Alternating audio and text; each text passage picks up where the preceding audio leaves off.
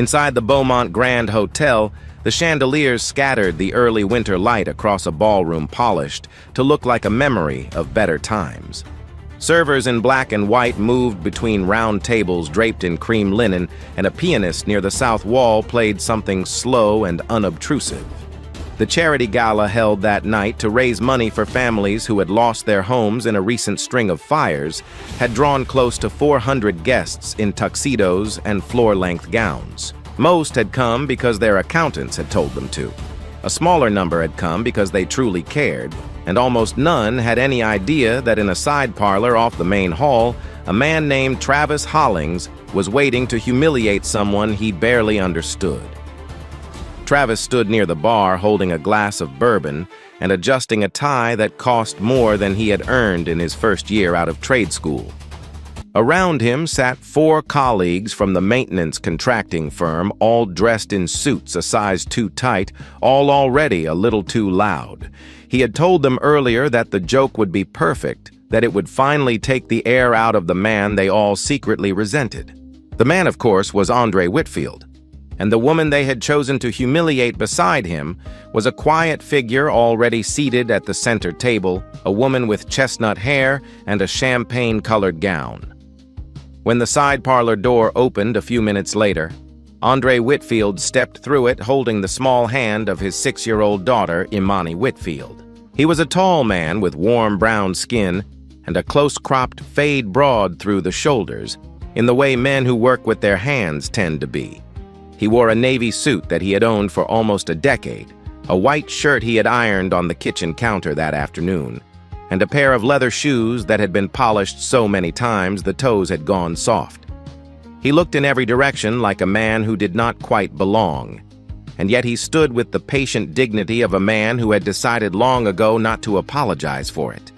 Imani wore a pale blue dress, her hair carefully parted down the middle and pulled into 2 neat braids tied with ribbons that matched her dress, and she clutched a worn rabbit plush named Milo against her chest. And the moment they crossed the threshold, the laughter from Travis's table rose like a flock of birds startled out of a tree. Andre had not always been a single father.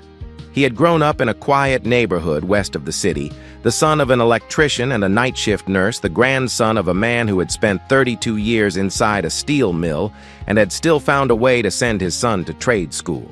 And from the time he was small, Andre had loved the way broken things became whole again under careful hands. He had not gone to a 4-year college because his family could not afford it, and he had never been the kind of young man to resent that. He had learned a trade, taken pride in it, and married at 22 a woman who had at first loved his steadiness and later resented it as the years grew thin and the bills did not.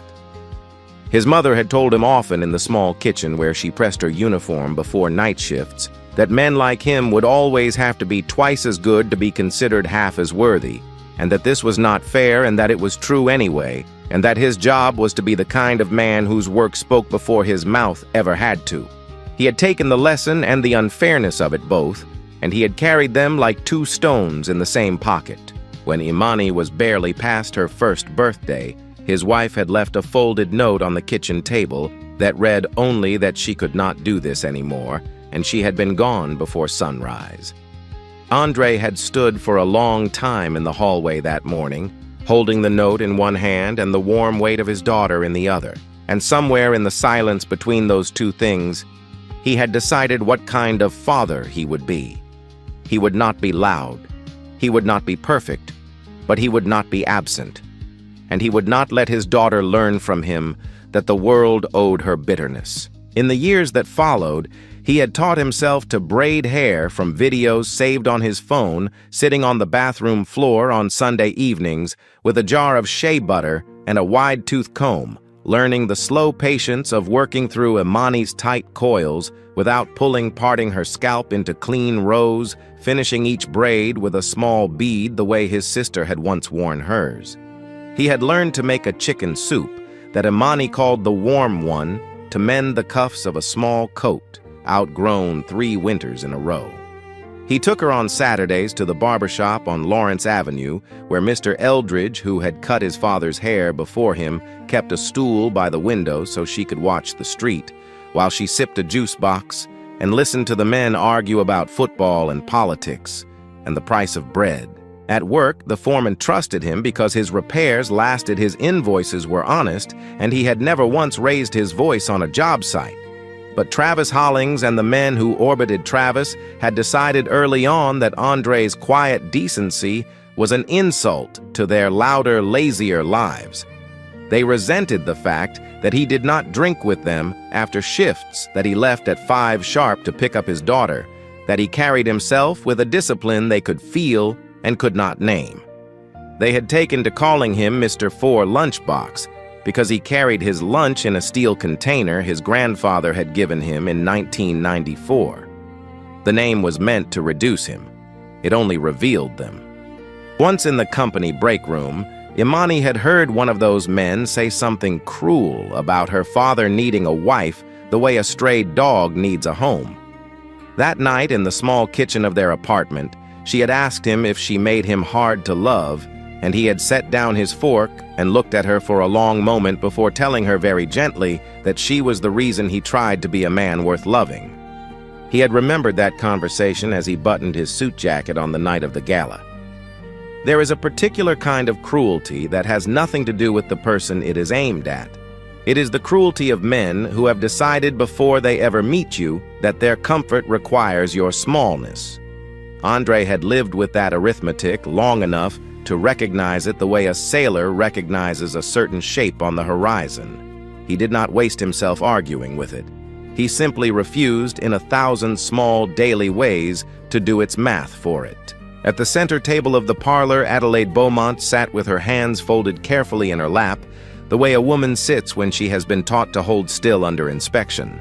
She was 28 years old, with chestnut hair that fell in loose waves past her shoulders and a champagne gown that caught the chandelier light along its narrow hem. She was by any measure a beautiful woman, but the kind of beauty she carried was not the kind that asked to be looked at. It was the kind that had survived being looked at the wrong way. 6 years earlier, Adelaide had been the daughter of a small-town hotelier whose business partner had cheated him out of nearly everything he owned. Her father had died of a stroke 3 months after the loss. Her mother had grown ill the same winter, and Adelaide, then 22, had taken a job in the laundry room of a hotel her family had once supplied with linens. She had folded sheets for 50 hours a week and brought home the smell of bleach in her hair. And she had told no one that her last name had once meant something in those rooms. On a wet night in October, driving home from a double shift, she had been struck by a delivery truck that ran a red light, and the months that followed had taken from her the easy gait she had grown up with. When she had finally returned to public life, the people who had once eaten dinner at her father's table had a name for her.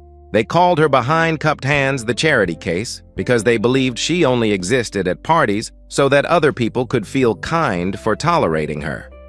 At one such party, a man in a gray suit had told her loudly enough for the room to hear that he did not perform charity on the dance floor. She had carried that sentence with her for almost 6 years, and although she had built in those 6 years a hospitality empire that now owned more than 40 properties across the country, the sentence had never quite left her. She was at the gala that night because her company, Beaumont Hospitality Group, had completed the purchase of the Beaumont Grand Hotel that very morning. She had told her assistant she did not want to be announced.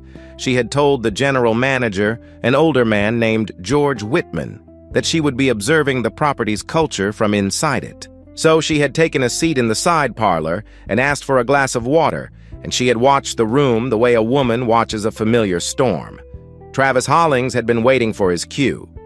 The moment Andre and Imani stepped further into the parlor, Travis rose from his seat, raised his glass, and called across the carpet in a voice meant to carry. He told the room that he was so glad Andre had finally arrived, because he and the boys had found the perfect match for him, a woman so perfectly suited to a tired single father that the two of them might as well have been ordered from the same catalog. A few of the men at his table laughed before they had even understood the joke, and Adelaide at the center table did not look up. Andre walked the length of the parlor in silence, with Imani pressed close to his hip. He stopped a respectful distance from the center table, nodded at the seated woman, and said good evening with the calm courtesy he would have offered any stranger. Adelaide returned the nod without lifting her eyes, and Travis, sensing the room was not yet hot enough, stepped forward to fan the flame.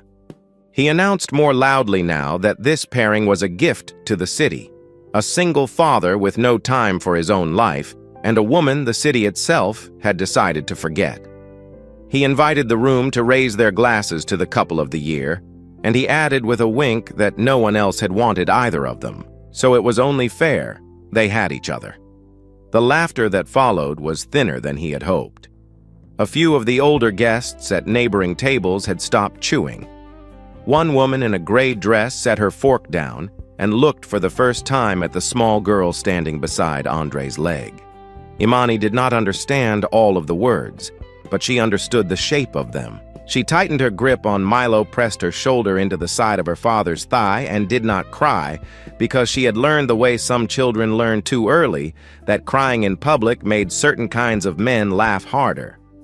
One of Travis's friends, a heavy-set man with a thin mustache, glanced at Imani and added in a voice he meant to be charming that the woman across the table could practice being a stepmother right away and save herself some time. The remark landed in the parlor like a glass dropped on tile. A waiter near the wall closed his eyes for a moment as though the sound had struck him personally.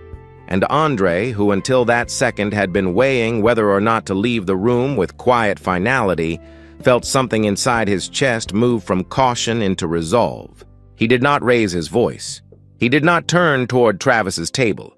He bent down instead and whispered to Imani to stand close beside him for just a moment, and then he stepped to the empty chair at Adelaide's table, drew it back, and offered it to her with the same simple gesture a son offers his grandmother on a Sunday afternoon. He pulled out a second chair for Imani, settled the small girl into it, and placed Milo carefully on her lap. Only then did he take his own seat across from Adelaide and lift his eyes to meet hers. He told her in a voice meant only for her that he was sorry. He told her that whatever this evening had been arranged to be, she did not deserve to be made into a punchline by men who had not earned the right to speak her name. The words were not loud enough to silence the room, but they were said clearly enough that those at the nearest tables heard them, and one by one the conversations near them slowed. Adelaide lifted her gaze from her water glass for the first time since Andre had entered the parlor, and what she saw on his face surprised her more than the apology itself, because she saw a man who had not noticed yet that he had done anything noble. Travis, sensing the air shifting, gave a short laugh and called out that Andre should not be so dramatic, that the whole thing was just a friendly evening among colleagues. Andre turned his head then slowly and looked at the man he had worked beside for almost 3 years. He told Travis evenly that if this was Travis's idea of helping a friend find a partner, he understood now why Travis did not know how to respect any woman at all. A few people at neighboring tables drew breath at the same time. Andre was not finished. He told the room without raising his voice that he had come here tonight because a co-worker had told him there was a kind woman who wished to meet him. He told them that he had not come to sit in a room where grown men insulted strangers and called it humor. And he told them, looking briefly at Imani, that he would not allow his daughter to learn that laughing at someone else's pain was the same thing as having a sense of humor. The parlor went quiet, in a way that even the pianist a wall away seemed to feel, because the music slowed and then dropped to a softer phrase. If we are honest with ourselves, most of us have sat at some version of Travis's table in our lives. Most of us at some point have laughed at a joke we knew was unkind, because the laughter felt like belonging. What Andre did in that parlor was not heroic in any cinematic sense. He did not strike anyone. He did not deliver a speech. He simply chose in a single breath to belong to a smaller and quieter room than the one he had been invited to belong to. And every person who has ever made that choice knows how heavy that breath can be. Here is something worth carrying out of the first part of this story, and worth carrying gently, the way one carries a candle through a dark hallway. The measure of a person is rarely taken in the moments they prepare for. It is taken in the small hinges of an evening, in how they treat a stranger whose name they do not yet know, in whether they pull out a chair when no one is watching for the gesture. We do not have to be the loudest voice in any room. We only have to be willing when the moment asks it of us not to be the silent one. Adelaide watched Andre's profile in that quiet, and she felt something inside her, something that had been frozen for a very long time, shift just slightly, the way the first crack runs across the surface of a lake that has not moved in years. He turned back to Adelaide once the silence had settled, and his tone changed entirely, becoming softer, almost private, although every guest within 20 feet had stopped pretending not to listen. He told her that if she wanted to leave the parlor, he would walk her out himself. He told her that if she wanted to stay, he would sit across from her for as long as the evening lasted. He told her finally that whatever she chose, she would not have to face the rest of this night alone. Adelaide had not been given a real choice in a very long time. Her family's bankruptcy had been chosen for her by men in suits with thin pens. Her injury had been chosen for her by a driver who never wrote her a letter. Her reputation in the city had been chosen for her by people who had decided long before she arrived in a room what kind of woman she was permitted to be. So she sat for a moment in the quiet that Andre had built for her, and she felt the shape of an offer she had almost forgotten how to recognize. And when she finally answered him, her voice was steady in a way it surprised even her. She told him she would like to stay. He nodded, once told her simply that they would stay, and the matter for him seemed closed.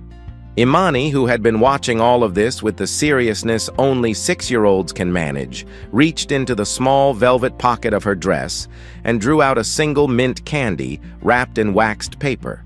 She slid it across the white tablecloth toward Adelaide with the careful gravity of a child handing over something rare. She told Adelaide that her father gave her one of these whenever she felt sad, and that Adelaide could have hers if she needed it more tonight.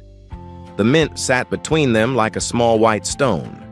Adelaide looked down at the candy, and then at the child who had offered it, and then at the father whose hand rested on the back of his daughter's chair. She asked Imani very gently whether the little girl would have any left if she gave this one away. Imani thought about it for a moment and then told Adelaide that she would still have her father, and that was enough. So the candy could be Adelaide's. The sentence was not designed to wound. That was what made it dangerous. Adelaide pressed her fingertips to her mouth for a moment to steady herself, and then she lifted the small candy carefully and set it beside her water glass as though it were a relic she had been entrusted with. She thanked the child, and her voice did not entirely belong to her when she did. Andre gave Imani a small pat on the shoulder and told her she had done a kind thing. The first course arrived in a hush, and the table found almost by accident the rhythm of two people who had decided to be present for each other without yet knowing why. Andre asked Adelaide whether she preferred the salmon to the chicken, and Adelaide, sounding faintly surprised at the ordinariness of the question, told him she did not really mind. He asked her if she came to events like this often. She told him she had in another version of her life, but that it had been a long time since she felt easy in a room of strangers. He did not press her. Adelaide had been studied for years by men who wanted something from her, and she had grown skilled at recognizing the angles of their questions. She did not recognize any angles in Andre's. He was asking what he asked because he wanted her to be comfortable, and that was so unfamiliar to her that she found herself answering more honestly than she had intended. She asked him whether he was always this calm under fire. He told her he was not, but that he had taught himself never to lose his temper in front of his daughter. He said the lesson had cost him more than he liked to admit and saved him more than he could ever repay. She glanced at Imani, who was now coloring carefully on the back of a paper place card with a pen Andre had pulled from his inside pocket. She told him the child clearly trusted him. He answered that he could not give Imani everything, but that he had decided long ago to give her the one thing he could promise, which was that when he said he would be there, he would be there. He said the words without performance, and Adelaide had to look down at her plate for a moment to gather herself. Then slowly, she told him a piece of her own story, only the smallest honest portion. She told him that she had once years before been invited into this very hotel for a party at which she did not belong, and that the men at her table had recognized her as the daughter of a fallen family and had made an evening out of it. She told him that after her accident, the names they had given her had stuck in a way names sometimes do, and that even now in rooms much larger than this one, she sometimes still heard them. He listened without interrupting. When she had finished, he told her very quietly that a person worth respecting did not need to know her past in order to decide whether to treat her well. There is a kind of healing that does not happen in a therapist's office or in a self-help book. It happens at small tables between two people when one of them speaks an old wound aloud and the other does not flinch, does not fix, does not minimize, and does not look away. Adelaide had told her story to specialists who had taken notes and to friends who had said the right things. None of it had reached her the way one stranger's quiet attention reached her now. It is worth remembering in our own lives that the most healing thing we can offer another person is sometimes simply the steadiness of our listening. She asked him then if he was not afraid of being laughed at himself for sitting here with her in front of all these people. He looked at Imani, who had begun to draw a small, uneven heart on the corner of her place card, and he told Adelaide that he was more afraid of his daughter someday seeing him stay silent. Travis had been watching the table from across the parlor, and what he saw there had begun to ruin his evening. The laughter at his own table had thinned. Two of his colleagues were studying their plates. A woman at a neighboring table had turned her chair slightly so that her shoulder was angled away from him. The joke he had built so carefully was no longer funny, and Travis, who had spent his entire adult life mistaking attention for respect, could not bear the loss of the room. He stood up with his bourbon glass and crossed the carpet with the loose stride of a man who believed he could still recover the night. He stopped at the edge of Adelaide's table, looked down at the three of them with an expression he believed was charming, and remarked that the picture they made was almost beautiful. A poor, single father playing the gentleman, and a woman the city had once pitied playing the lady. He said the words with a smile, and the parlor cooled by several degrees. Adelaide's hand stilled on the stem of her water glass. Imani stopped coloring. Andre set his fork down very carefully on the rim of his plate. Travis, seeing he had their attention, leaned in and addressed Andre directly. He asked him to be honest just this once in front of the people who actually knew him. He asked him whether if Andre had any other choice in the world tonight, he would still be sitting at this particular table with this particular woman. The question was the kind of question a small man asks when he wants a larger man to lie in public. Andre glanced at Adelaide first with a softness that was not for Travis at all, the way a man checks on someone he has decided to keep safe. Then he stood up. He did not lean forward. He did not push his chair back hard. He simply rose to his full height, and he answered Travis in a voice that did not need volume to reach every corner of the parlor. He said yes. He said he would still sit. He said he would sit at any table where someone was being insulted because he could not in good conscience sit at a table where someone was insulting them. Travis tried with a thin smile to say that Andre was acting as though he were morally superior to all of them. Andre shook his head once. He told Travis very quietly that he was not trying to be better than anyone in the room. He was only trying not to become the kind of man his daughter would one day be ashamed to call her father. As he spoke, several of the guests at the surrounding tables looked for the first time at Imani, and they saw what they had not allowed themselves to see before. They saw a small girl with damp eyes who was learning in real time exactly what kind of grown-ups they had chosen to be. Adelaide saw it too.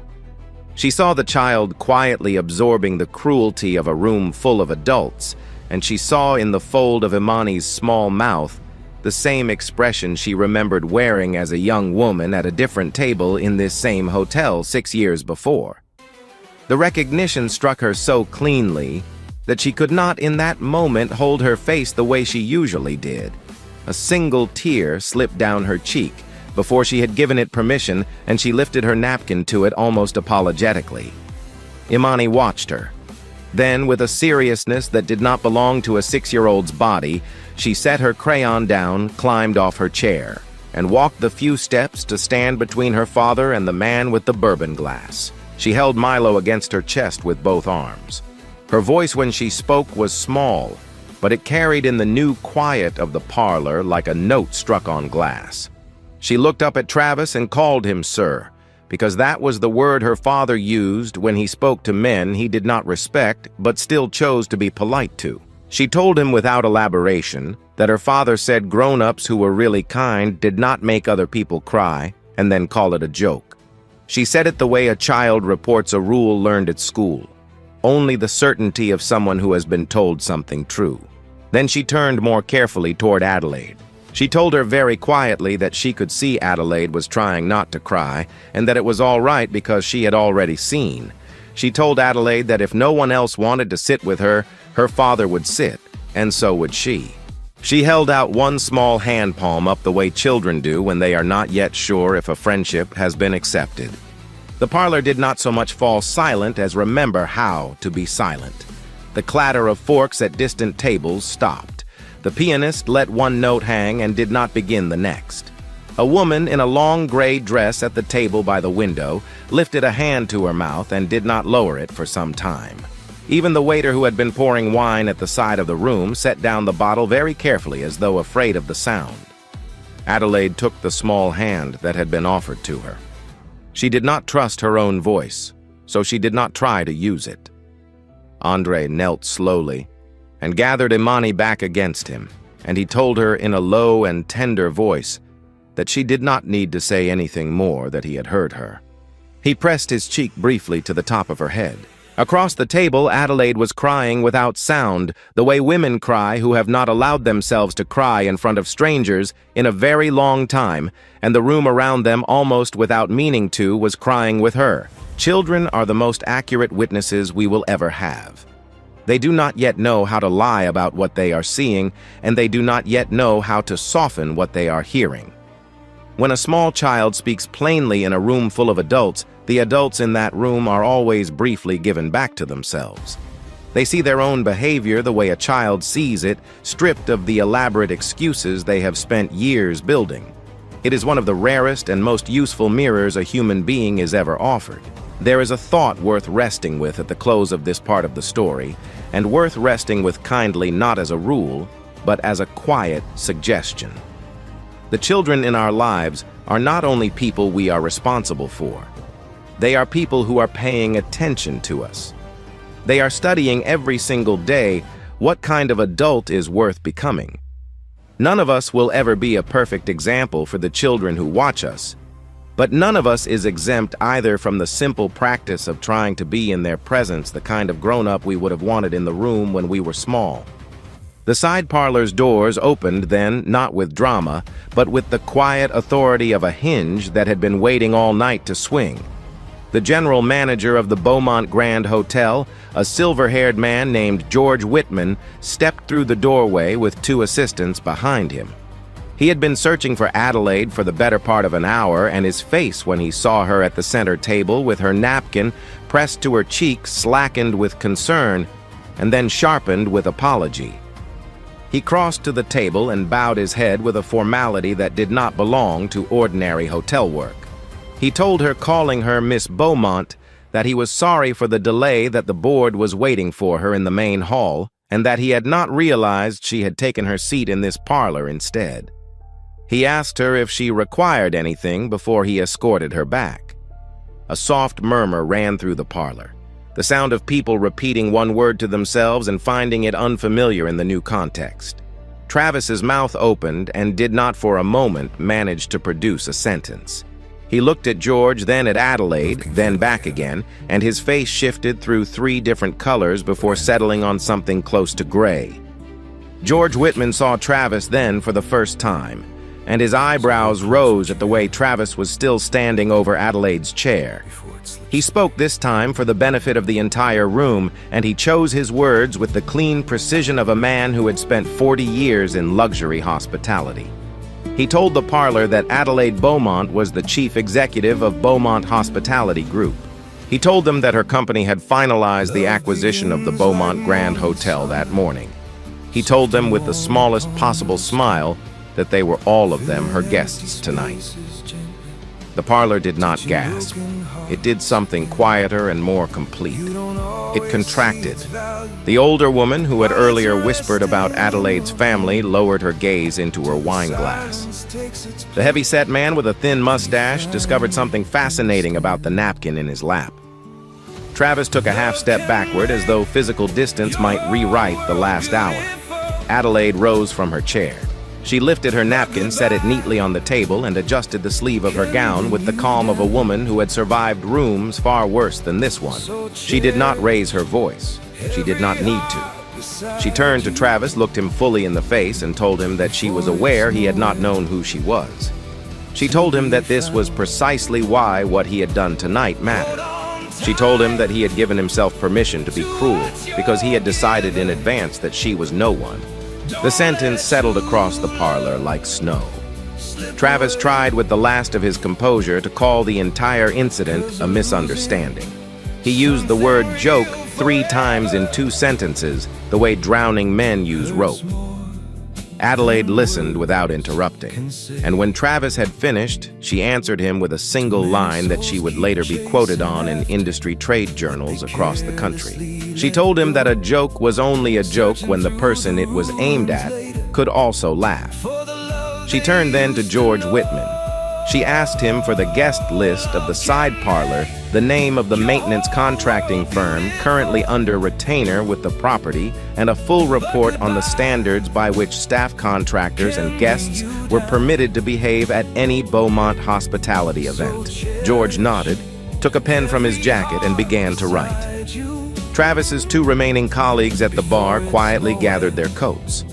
What Adelaide did next was the thing that would define the story afterward. She did not raise her voice. She did not order anyone humiliated in return. She did not have Travis dragged out by his collar, which would have been satisfying to almost everyone present and beneath her in every way that mattered. Instead, she addressed the parlor as a whole, and she told them very simply that elegance did not live in the chandeliers above their heads or in the cost of the wine on their tables. She told them it lived in how each of them on any given night chose to treat the people who could do nothing for them in return. The contract with Travis's firm was terminated the following morning on documented grounds of conduct unbecoming of a vendor at any Beaumont property. Travis himself was escorted from the parlor that night by 2 members of the event security team without incident and without ceremony. He left in the end with the only thing that had ever truly mattered to him taken away, which was the audience that had, until that night, agreed to laugh on cue. There is something worth noticing about how Adelaide handled that moment, because it would have been very easy and very satisfying for her to do otherwise. She had every reason to humiliate Travis the way he had tried to humiliate her. She had the power, the audience, and the moral authority. And she chose, with full possession of all 3, not to use them as weapons. She let consequence do its work, and she kept her own hands clean of cruelty. This is a discipline that takes years to learn, and most of us never quite learn it. But it is the discipline in the end that separates power from dignity. When the parlor had begun to clear, and the pianist had resumed his soft, careful playing, Adelaide returned to the center table where Andre still stood with his daughter. Imani, who had grown tired by then, looked up at her with the small, anxious face of a child, checking on a friend, and she asked Adelaide if she was still sad. Adelaide did something then that the few remaining guests would speak about for years. She knelt in her champagne gown and her thin heels until she was at the same height as the child, and she told Imani that she was still a little sad, but that thanks to her, she did not feel alone. Imani pressed the small mint candy back into her hand and told her she could keep it. Adelaide closed her fingers around it as though it were the most expensive object in the building. In the weeks that followed, Adelaide began to design something her board did not at first fully understand. She called it the Second Key Program, a quiet initiative funded directly by Beaumont Hospitality. The program would acquire small, neglected houses near the company's hotels, rebuild them with care, and offer them as transitional homes to single parents and to hotel staff in crisis. There would be no signage, no press release on the day a family moved in. There would only be a key handed to a person who had not had a place to call her own in some time. Adelaide remembered Andre while the program was still on paper. She had not forgotten the patience of his hands as he had pulled out a chair for her in front of a room full of strangers, and she had not forgotten that she had watched him do it before he had any reason to know who she was. She invited him to her office one afternoon and offered him a position as the lead technical supervisor of the program. Andre, holding his cap in his lap, told her quietly that he did not believe he was qualified for a position like that. Adelaide leaned forward across her desk and told him she did not need a man who knew how to speak in a boardroom. She needed a man who could tell which roof was going to leak before the rain started, and someone she trusted to hand the keys to the families. He took the position 2 days later.